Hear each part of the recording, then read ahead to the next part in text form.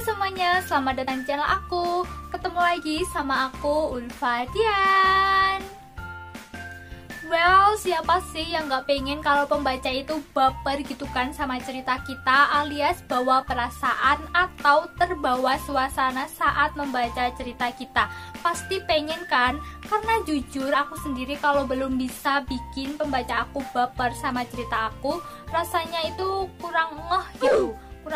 Aduh, gimana sih kok mereka belum baper padahal aku nulisnya udah kayak gini-gini banget gitu kan. Intinya aku ngerasa kayak belum puas aja gitu sama tulisan aku. Tapi sebenarnya bikin adegan yang bisa ngebikin pembaca baper itu gampang gak sih? Kalau aku pribadi aku bakalan jawab enggak. Kenapa? Ya karena emosi setiap pembaca itu berbeda-beda gitu kan. Jadi buat menciptakan suatu perasaan tertentu udah pasti nggak gampang sih. Tapi sebuah bacaan yang bisa menggerakkan hati pembaca atau bikin mereka baper itu pasti bakalan berkesan sih sama mereka gitu kan. Nulis adegan baper itu tingkat kesusahannya macem-macem sih teman-teman. Tapi kalau menurut aku, buat aku yang paling gampang nulis adegan baper itu adalah adegan sedih. Tapi masa cerita kalian isinya mau sedih doang? Enggak dong ya. Tenang aja, di sini aku bakalan bahas yang random kok. Nah, aku punya tips buat kalian supaya pembaca kalian bisa ikut merasakan euforia yang ada di dalam cerita kalian. So, kalau kalian pengen tahu, kalian jangan lupa subscribe dulu channel aku dan like video ini. Karena subscribe kalian akan membantu channel aku supaya bisa lebih berkembang lagi. Oke, tips yang pertama adalah bikin baper diri sendiri dulu. Jujur ini penting banget. Kalian mungkin gak tahu apa yang bisa bikin orang lain senang atau sedih, ya kan? Tapi kalian pasti tahu dong sama diri kalian sendiri apa yang bisa ngebuat diri kalian itu senang atau sedih. Nah, kalian bisa mulai dari situ. Intinya gini, kalau kalian sendiri aja nggak baper sama tulisan kalian, gimana orang lain? Meskipun emosi orang lain beda-beda, tapi kalian harus tetap coba itu ya teman-teman. Nah, kalau kalian udah baper sama tulisan kalian sendiri, pasti orang lain juga bakalan bersimpati sama tulisan kalian atau cerita kalian. Terus nih ya teman-teman, kalau kalian pengen bikin adegan yang sedih, kalian gak usah nanggung-nanggung. Misalnya dalam membunuh suatu karakter yang ada di cerita kalian, kalian gak usah takut buat ngelakuin itu. Kalau emang itu bisa bikin sukses, bikin pembaca kalian baper, ya udah lakuin aja. Tapi dengan syarat cerita kalian alurnya harus tetap nyambung dan gak absurd. Next, tips yang kedua adalah jangan keterusan. Nah, di sini kalian harus mengimbangi adegan yang lain ya teman-teman.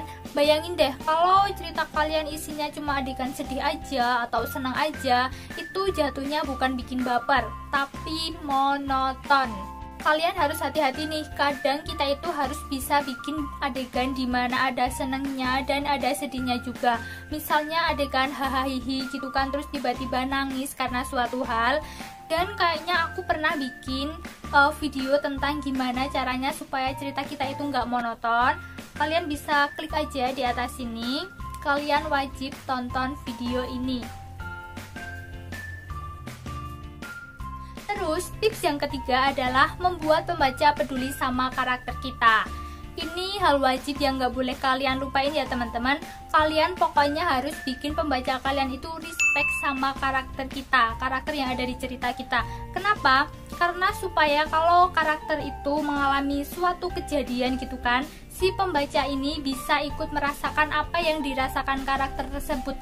Dan secara gak sadar itu udah bikin pembaca baper kan di adegan itu.